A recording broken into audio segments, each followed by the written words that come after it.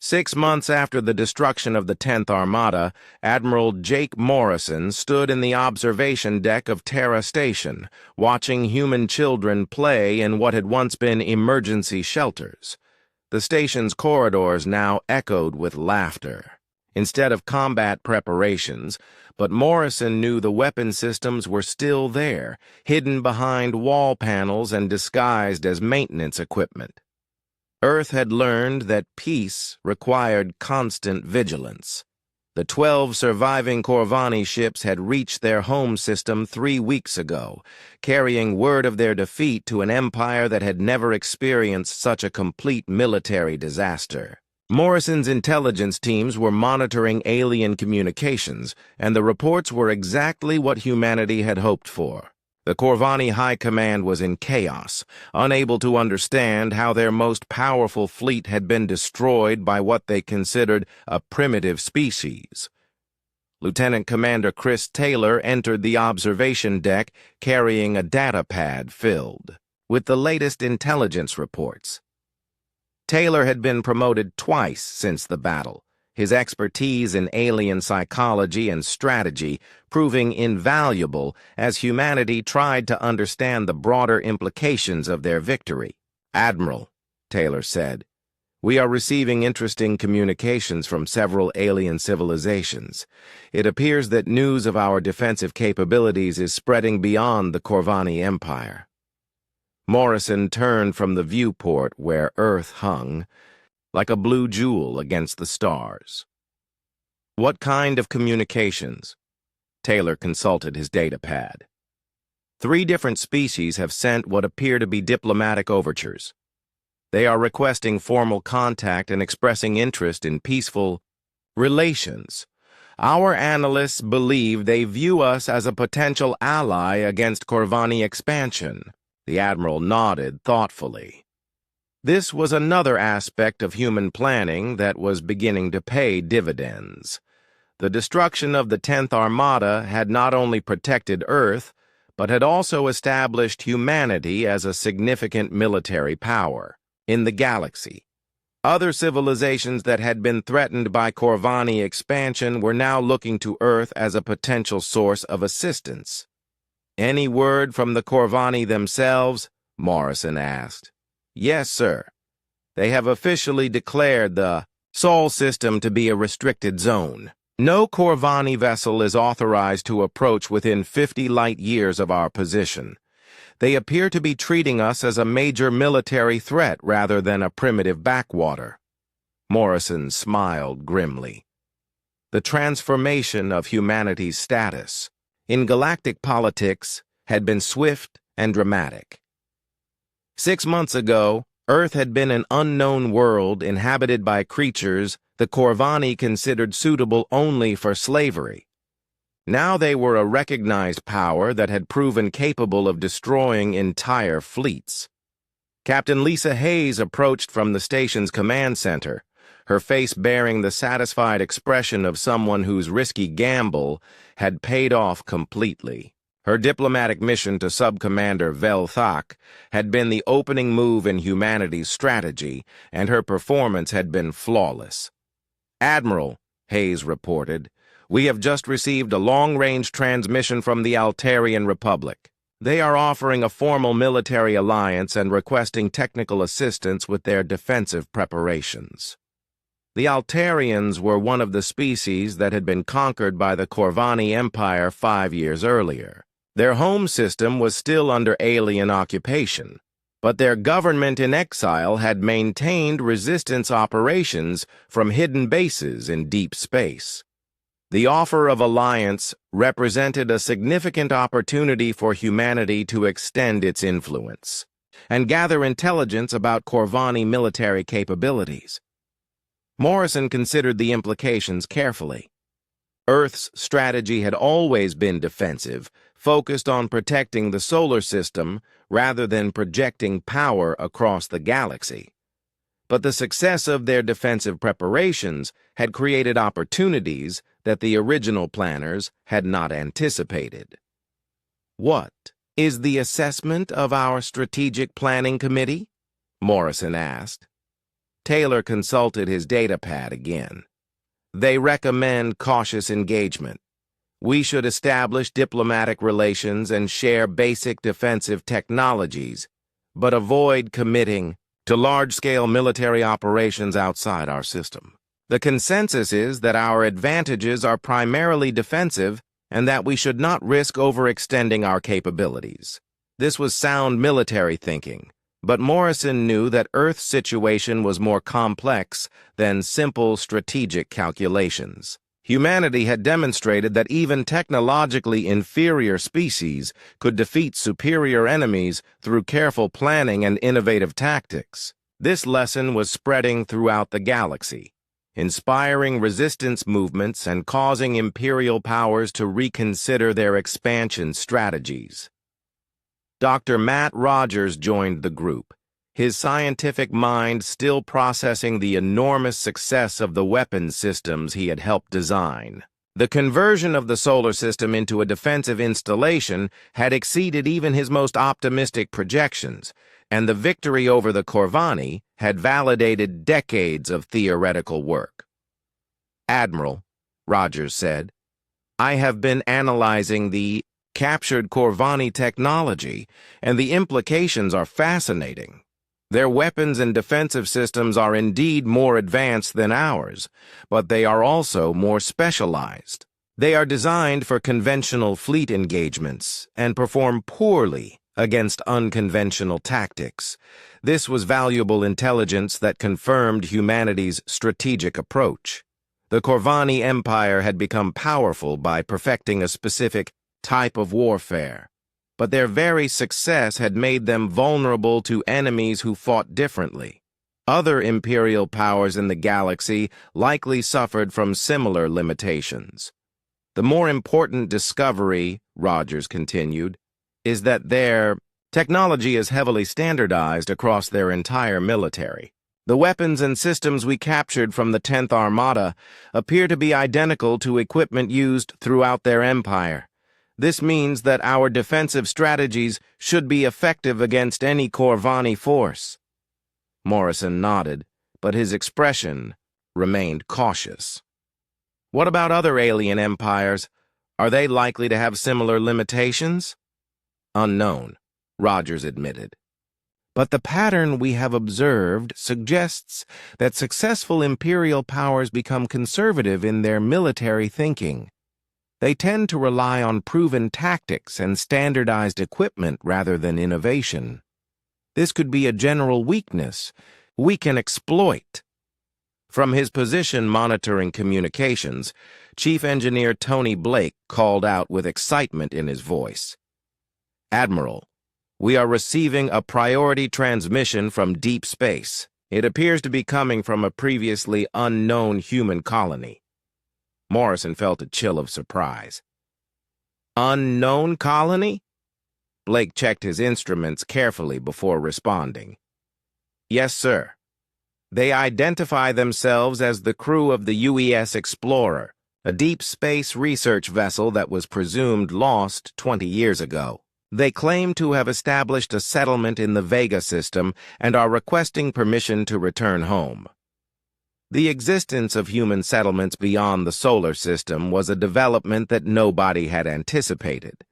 The Explorer had been one of humanity's first interstellar missions, launched before the discovery of the Corvani Empire and the subsequent focus on defensive preparations. Its crew had been given up for dead when their last transmission was received 15 years ago. "Put them through," Morrison ordered. The main communication screen activated, showing the face of a middle-aged man wearing a modified human uniform. Behind him, Morrison could see what appeared to be the bridge of a spacecraft, but the equipment looked different from standard human designs. "This is Captain Mark Sullivan of the UES Explorer," the man said.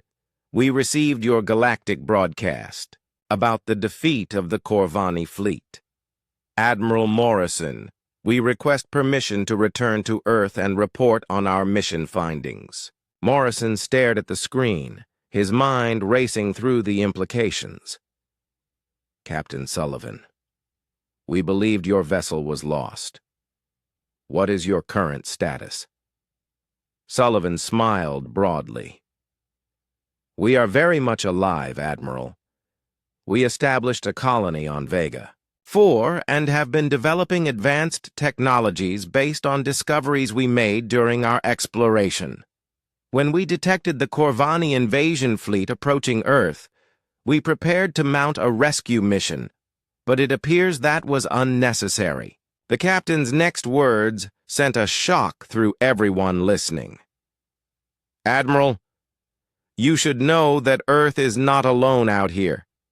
We have made contact with 17 other human colonies that were established by deep space missions over the past 50 years. We have been building a network of settlements and defensive installations throughout this region of the galaxy. Morrison felt the foundations of his understanding shift dramatically. Humanity's victory over the Corvani had been impressive, but it was apparently only part of a much larger story. The species that aliens had dismissed as primitive had quietly spread across dozens of star systems, establishing colonies and developing technologies in complete secrecy. Captain, Morrison said carefully, how many humans are we talking about? Sullivan consulted something off-screen before responding.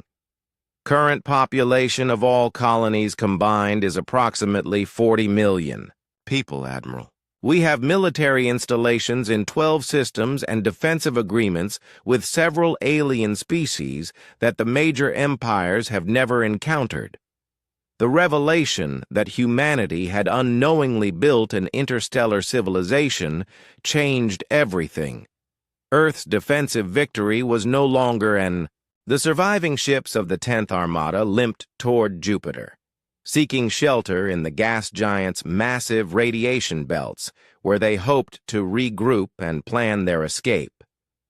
Admiral Zektar's fleet had been reduced from 300 vessels to fewer than 90, and many of those were severely damaged. The Admiral himself was wounded, his golden scales darkened with his own blood from a console explosion that had nearly killed him. Captain Ryan Murphy watched the alien retreat from his position inside Europa Station, one of Jupiter's ice-covered moons that had been completely hollowed out and converted into a military installation. For 20 years, Murphy and his engineering teams had worked to transform the Jovian system into humanity's second line of defense.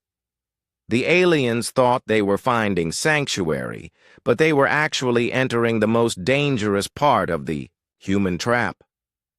All stations report ready, Murphy announced over the secure communication channel. The aliens are moving into the engagement zone.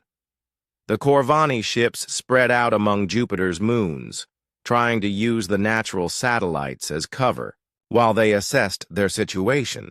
What they did not realize was that every moon in the system had been converted into a weapons platform, and the seemingly empty space around Jupiter was filled with hidden installations that had been waiting decades for this moment. Europa opened. First, its icy surface cracking along predetermined lines to reveal the massive railgun complex hidden beneath. The weapon was over 50 kilometers long, built into the moon's core and powered by fusion reactors that had been disguised as geological research stations. When it fired, the entire moon shook with the recoil, but the projectile that emerged traveled at a significant fraction of light speed. The Corvani cruiser that took the hit simply ceased to exist. The kinetic energy was so enormous that the ship's matter was converted to plasma in an instant, creating a brief star in the darkness of space. Admiral Zektar watched in shock as one of his most powerful vessels was destroyed by what appeared to be a moon. "Evasive maneuvers," he ordered, but his damaged flagship could barely maintain course, let alone dodge the weapons that were now revealing themselves throughout the Jovian system. Io erupted next, its volcanic surface hiding plasma.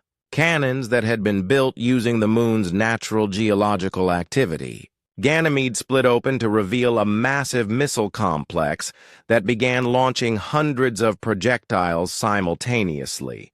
Callisto, the outermost of Jupiter's major moons, deployed a gravity manipulation system that began pulling Corvani ships out of their intended courses and into collision paths with each other. From his command post on Europa, Captain Murphy coordinated the assault with the cold precision of an engineer who had spent years planning every detail. The Jovian system was his masterpiece, a collection of weapons platforms disguised as natural phenomena that could destroy entire fleets without exposing themselves to effective counterattack. "Target the alien flagship," Murphy ordered. "All stations focus fire." But as the human weapons systems locked onto Admiral Zektar's vessel, something unexpected happened. The great red spot of Jupiter, the massive storm that had raged for centuries, began to move in ways that defied planetary physics. The swirling gases parted to reveal human battle stations that had been hidden within the storm itself, using Jupiter's own atmospheric dynamics to mask their presence. Colonel Beth Turner had been waiting inside one of these storm stations for 15 years, training her Marines for the boarding operations that were about to begin. Her soldiers were equipped with the most advanced combat systems humanity had ever developed, including suits that could survive in the vacuum of space, and weapons designed specifically to penetrate Corvani armor. "All boarding teams, this is Colonel Turner," she announced over the tactical frequency. "Target the damaged alien vessels. Our mission is to capture their technology and gather intelligence about their empire."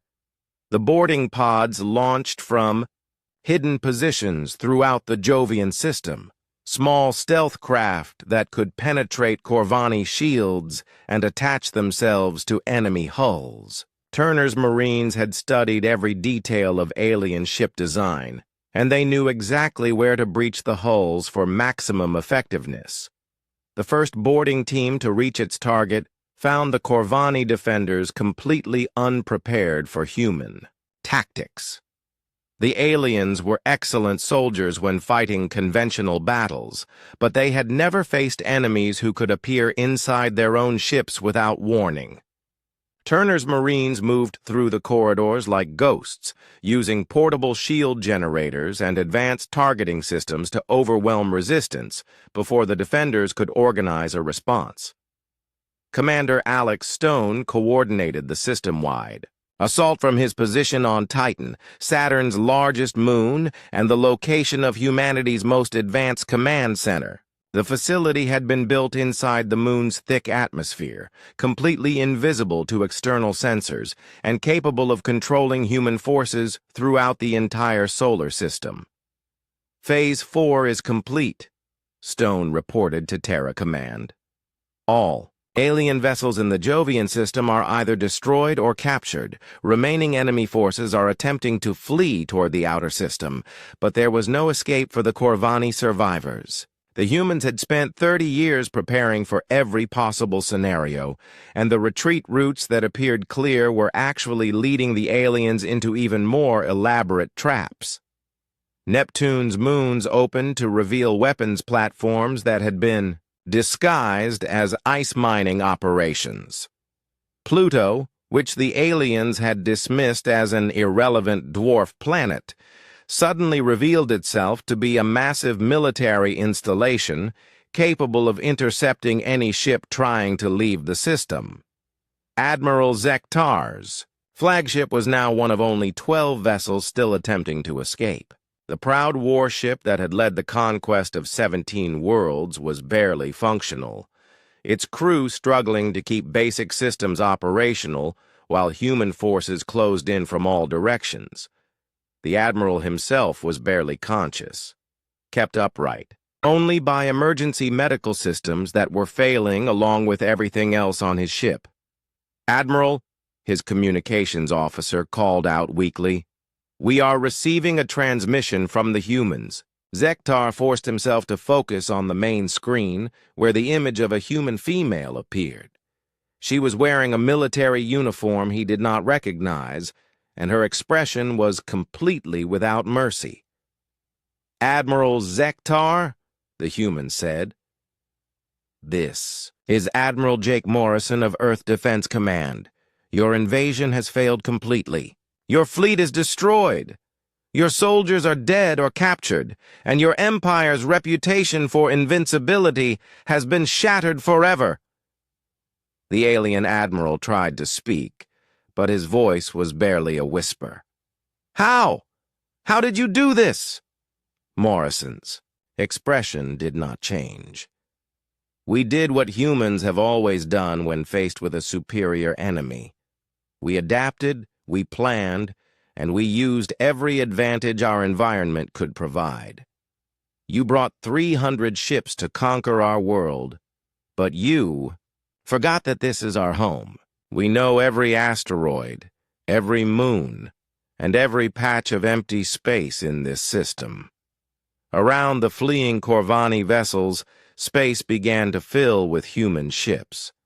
Not the primitive craft the aliens had expected, but sleek warships that had been hidden throughout the solar system and were now converging on the survivors. These vessels were smaller than Corvani ships, but faster and more maneuverable, designed specifically to hunt down fleeing enemies. "You have two choices," Morrison continued. "Surrender immediately and we will allow some of your crew to survive as prisoners, or continue trying to escape and be destroyed completely. You have 60 seconds to decide." Admiral Zektar looked around his ruined bridge at the faces of his surviving crew members. These were soldiers who had conquered star systems, but now they looked at him with expressions of defeat and despair. The 10th Armada, pride of the Corvani Empire, had been utterly destroyed by a species they had dismissed as primitive.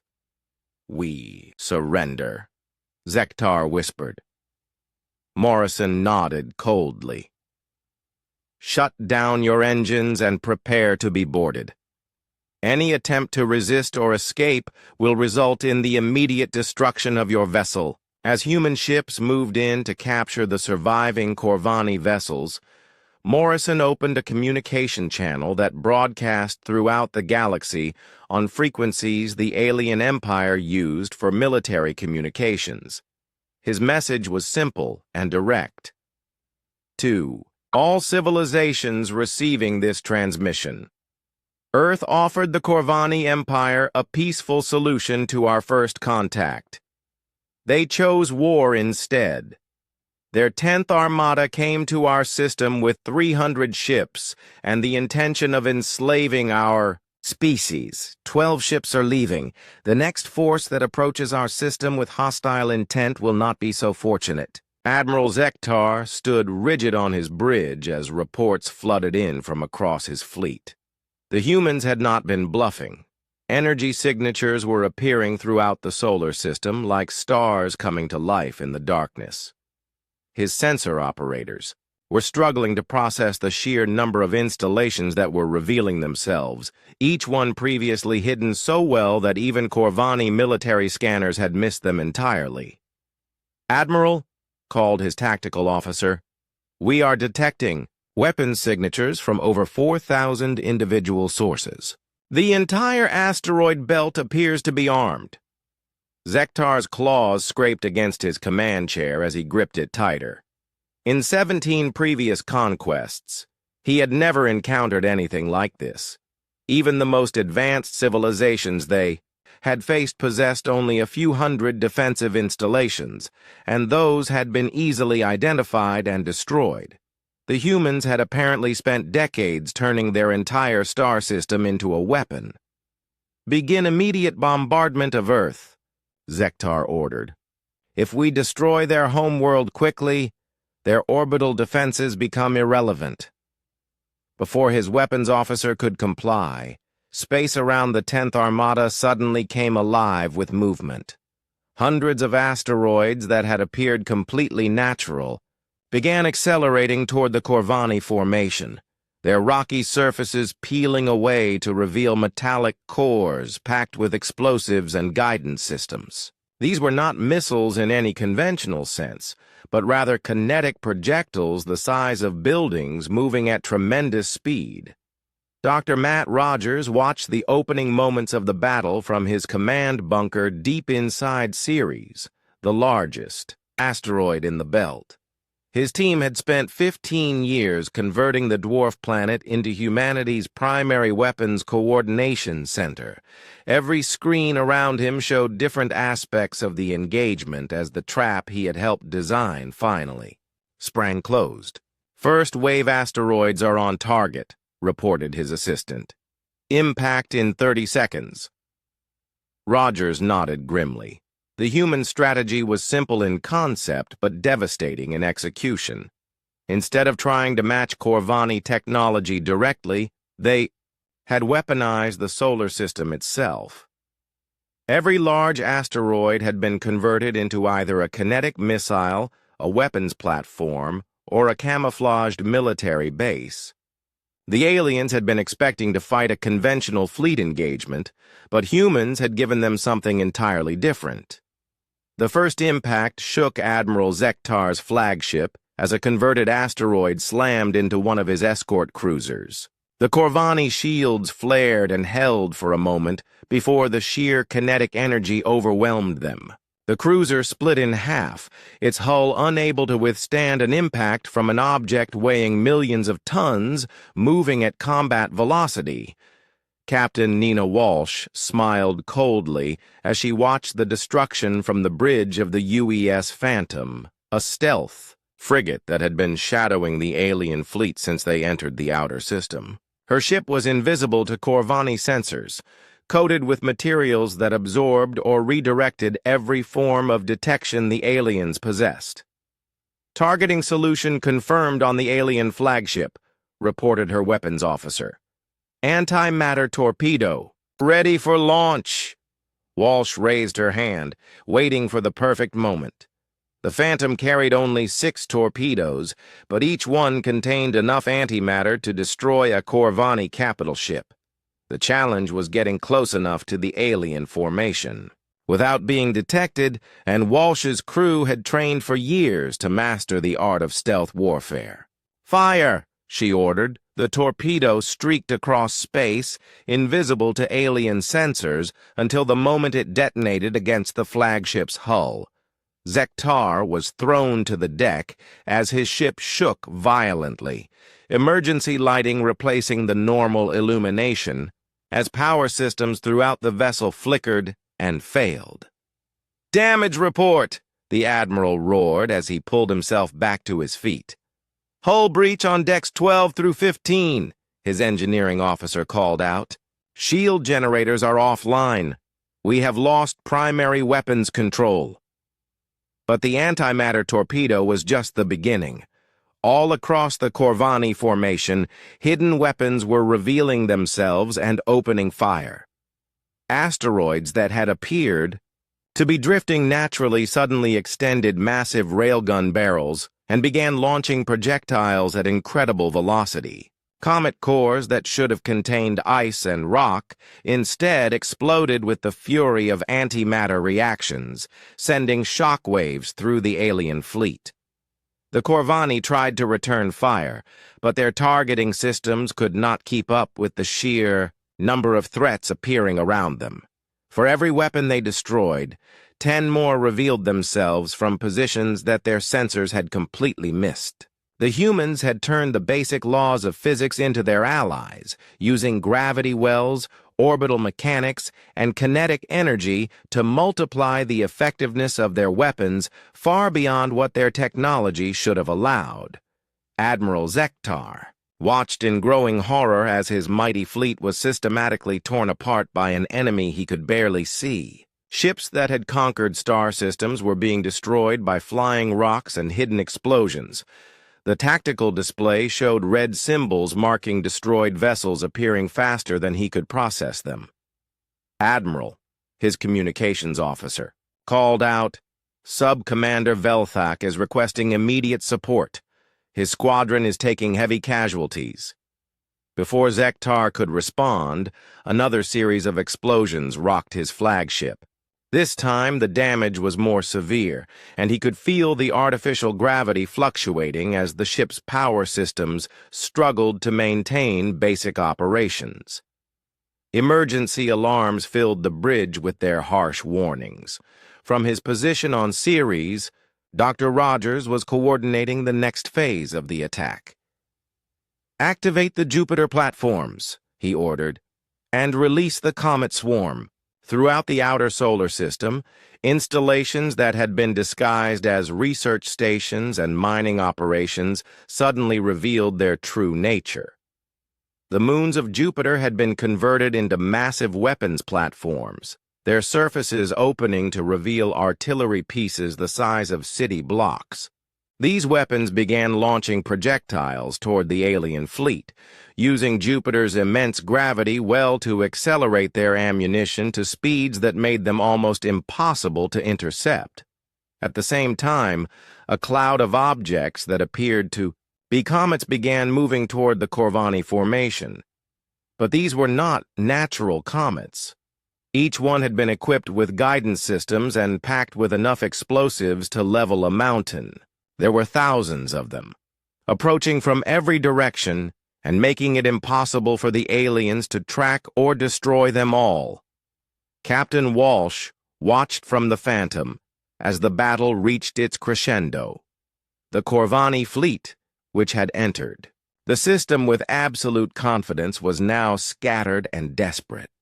Ships were fleeing in all directions, trying to escape the killing field that the solar system had become. But the humans had planned for this as well, and escape routes that appeared clear were actually leading the aliens into even more dangerous traps. "Ma'am," her tactical officer reported, "the alien formation has lost cohesion. Individual ships are attempting to retreat toward the outer system." Walsh nodded. This was exactly what the human strategy had anticipated. The Corvani were experienced military commanders, and when faced with overwhelming opposition, they would try to regroup and reassess. But the humans had made sure that there was nowhere in the solar system where the aliens could find safety. Admiral Zektar's flagship shuddered again as another hidden weapon found its mark. The proud vessel that had led the conquest of 17 worlds was now listing badly. Its hull breached in dozens of places and its weapon systems mostly offline. Around him, his bridge crew worked frantically to keep the ship operational, but Zektar could see the fear in their eyes. "Admiral," his tactical officer said quietly, "we have lost over 60% of the fleet. The remaining ships are scattered throughout the system and taking continuous fire from sources we cannot locate or target effectively." Zektar stared at the tactical display, trying to comprehend how completely his invasion had failed. The humans had not defeated him with superior technology or overwhelming numbers. Instead, they had used patience, planning, and an understanding of warfare that went far beyond anything the Corvani Empire had encountered. They had turned the solar system itself into a weapon, and every asteroid, moon, and comet had become a potential threat. For the first time in his military career, Admiral Zektar was forced to consider a possibility he had never faced before. The 10th Armada, pride of the Corvani Empire, was not going to conquer Earth. The question now was whether any of his ships would survive to carry word of this disaster back to the homeworld. Captain Lisa Hayes checked her chronometer as the UES Defiance approached the coordinates where the alien vanguard waited. Her destroyer was small compared to the massive Corvani vessels, but it had been specifically designed for this mission. The ship's hull was covered in sensor-absorbing materials that made it nearly invisible to enemy scanners, and its crew had trained for this moment for over a decade. Navigator Pete Collins called out from his station without taking his eyes off the navigation display. Captain, we are approaching the rendezvous point. Alien vessels are holding position near the asteroid designated Charlie 7. Hayes nodded and turned to her weapons officer. Kelly, make sure our defensive systems are ready, but keep weapons powered down. We want them to think we are here to talk, not fight. Kelly Brooks ran her hand through her short blonde hair and checked her console one more time. All systems ready, Captain. If they try anything, we can defend ourselves long enough to get clear. The main screen showed 3 Corvani cruisers hanging in space like metal mountains. Each one was 10 times larger than the Defiance, their dark hulls bristling with weapon ports and sensor arrays. Hayes had studied every detail of Corvani ship design during her years of preparation, but seeing them in person was still intimidating. These vessels had bombarded cities and enslaved entire populations across 17 star systems. "Open a channel," Hayes ordered. The communications officer nodded. "Channel open, Captain." Hayes straightened her uniform and faced the main screen. "Corvani vessels, this is Captain Lisa Hayes of the Earth Defense Force. I am here as a representative of the human government to discuss your intentions regarding our system." The response came quickly. A section of the main screen activated, showing the bridge of the lead Corvani ship. The alien who appeared was tall and reptilian, with golden scales and intelligent eyes that held no warmth. His uniform was decorated with symbols that Hayes recognized as military honors from the intelligence briefings. "I am Subcommander Velthak of the Corvani 10th Armada," the alien said through the translation system. "You may speak for your species, but you cannot change what is about to happen. Your world has been selected for incorporation into the Corvani Empire." Hayes kept her expression neutral despite the chill that ran down her spine. "Subcommander, I am authorized to negotiate on behalf of all human governments. Perhaps we can reach an agreement that benefits both our species." Velthak's laugh was harsh and grating. "There is nothing to negotiate, human. Your species has 2 choices. Submit completely to Corvani rule and serve as laborers for the Empire, or resist and be eliminated. These are the only options available to primitive worlds." The alien gestured to someone off-screen, and suddenly the space around them lit up with weapons fire. 3 large asteroids nearby simply vanished in balls of superheated plasma. The demonstration was casual and effortless, like swatting insects. Hayes felt her crew tense behind her, but she maintained her composure. "Impressive," she said calmly. "Our scientists will find that data very interesting." Velthak's eyes narrowed. "You should find it terrifying, not interesting. Those weapons can crack your planet's crust and boil your oceans. We have used them to destroy civilizations far more advanced than yours." Hayes nodded thoughtfully. "Sub-Commander, before you proceed with your invasion, I need to ask you a direct question. Are you absolutely certain this is the course of action you want to take?"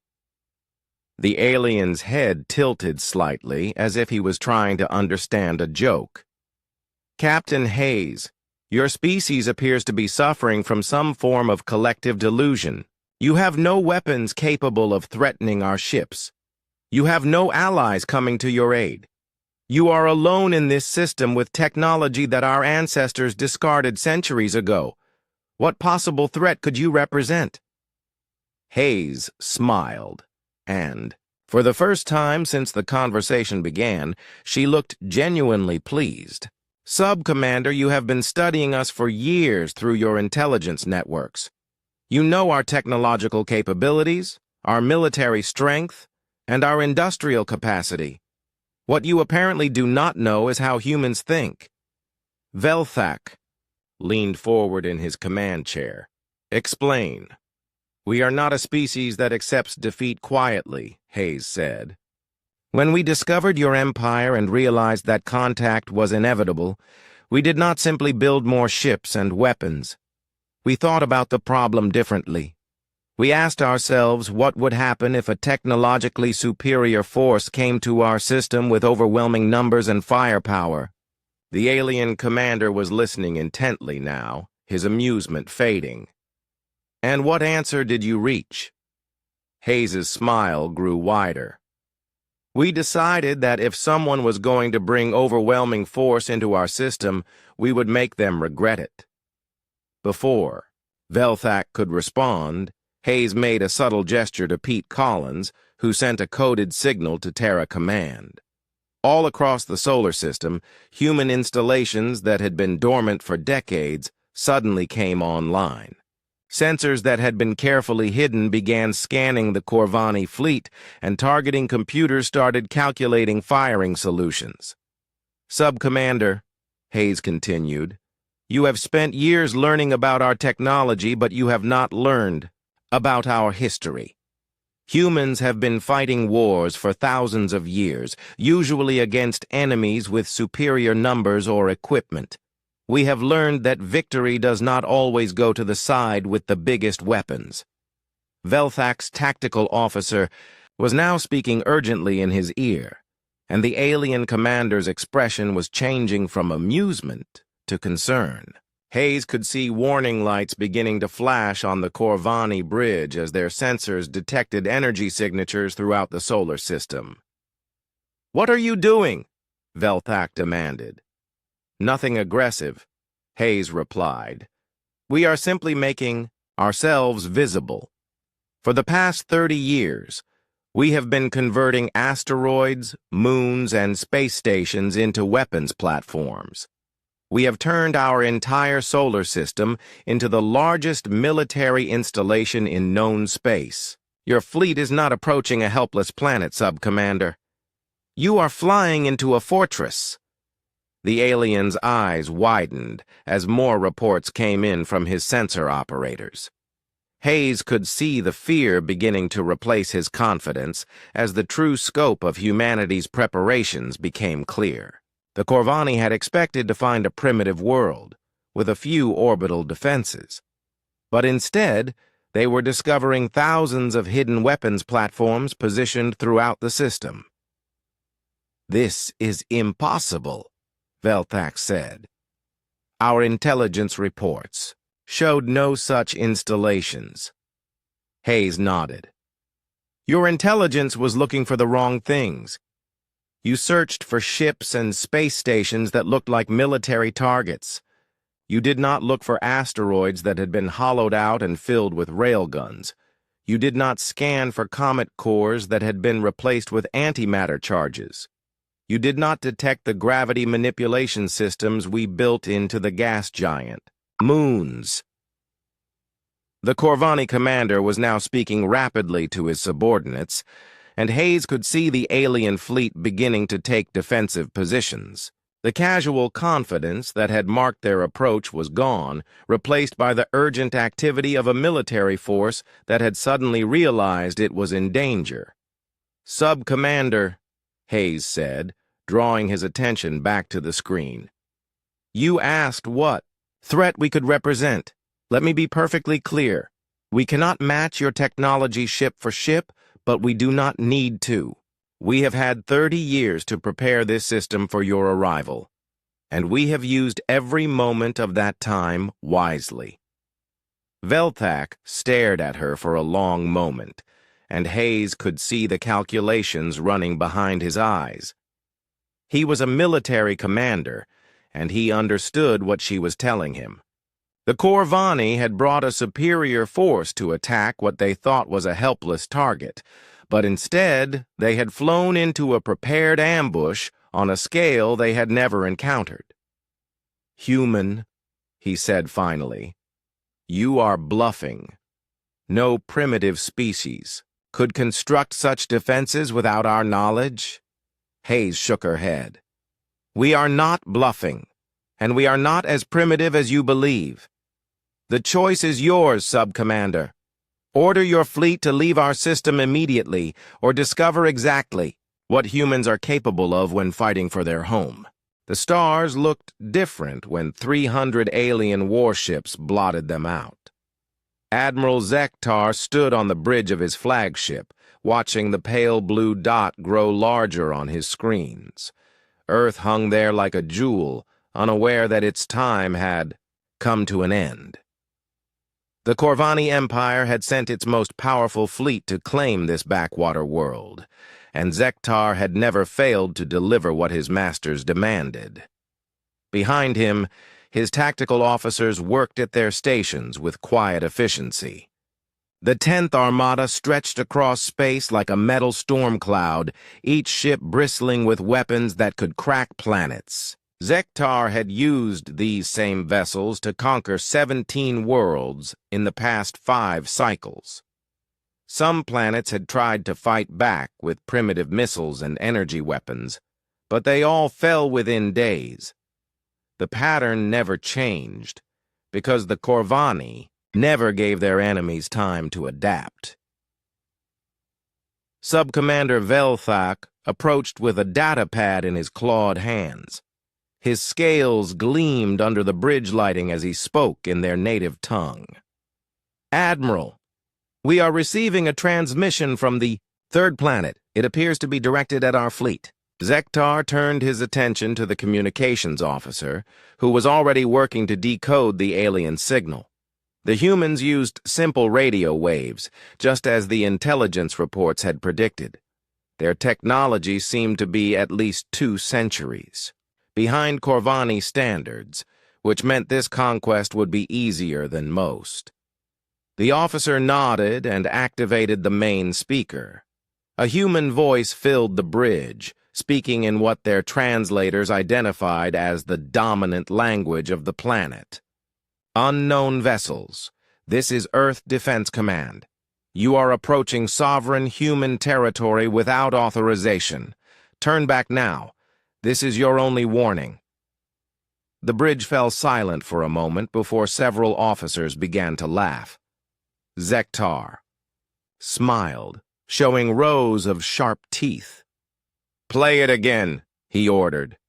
The message repeated, and this time the entire bridge crew joined in the amusement. The idea that these primitive beings thought they could warn the 10th Armada was beyond ridiculous. "Should we respond, Admiral?" asked the communications officer. Zektar considered this for a moment. "No. Let them wait. Let them fear what is coming." He turned back to the main screen where Earth continued to rotate peacefully. "How long until we reach optimal bombardment position?" 6 standard hours, Admiral," replied Velthak. "Our scouts report no significant military installations in orbit. A few primitive space stations and some mining operations near their moon, but nothing that could threaten even our smallest vessels."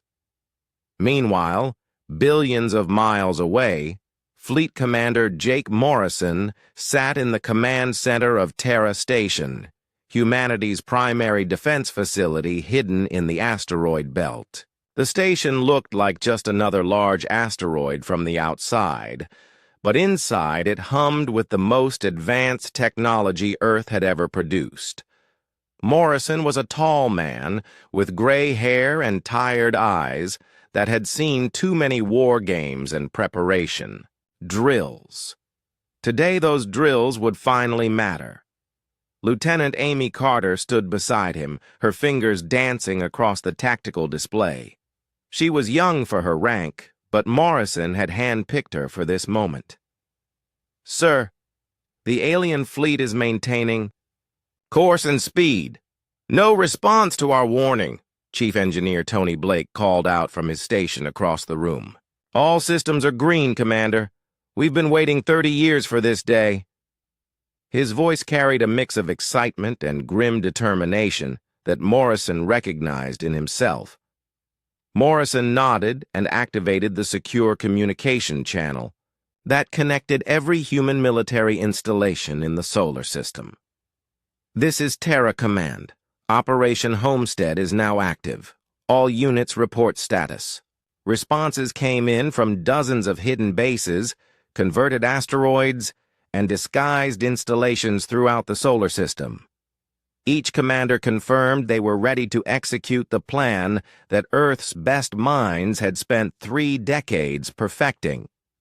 The humans had learned about the Corvani Empire 28 years ago, when their long-range sensors detected alien signals. Since then, every resource on Earth had been dedicated to preparing for this inevitable confrontation. The Corvani believed they were approaching a helpless world, but they were actually flying into the most elaborate trap in human history. Morrison watched the alien fleet on his displays and felt a cold satisfaction. These invaders thought they were predators, but they had just become prey. Back on the Corvani flagship, Admiral Zektar was reviewing the tactical data when his science officer approached with a puzzled expression. "Admiral, we are detecting some unusual energy signatures from the asteroid belt. The readings are inconsistent with natural phenomena." Zektar glanced at the data but dismissed it quickly. "Probably mining equipment or communications relays. These primitives seem to have spread their crude technology throughout their system." He had seen similar readings on other worlds where the inhabitants had tried to hide their infrastructure. It never made any difference in the end. The Admiral moved to his command chair and settled in for what he expected to be a routine conquest. His fleet would establish orbital dominance, eliminate any resistance, and begin the process of stripping the planet's resources. The humans would be given a choice between slavery and death, just like every other species the Corvani had encountered. "Admiral," called the communications officer, "we are receiving another transmission from the planet." "Let me hear it," Zektar said with amusement. This time the voice was different, belonging to a human female. "Corvani vessels, this is Captain Lisa Hayes of the Earth Defense Force. We know who you are and why you have come. Our offer stands. Leave our system now, and we will not pursue you. Continue your approach and face the consequences." The bridge erupted in laughter again. The fact that these humans knew their species name was mildly interesting, but hardly concerning.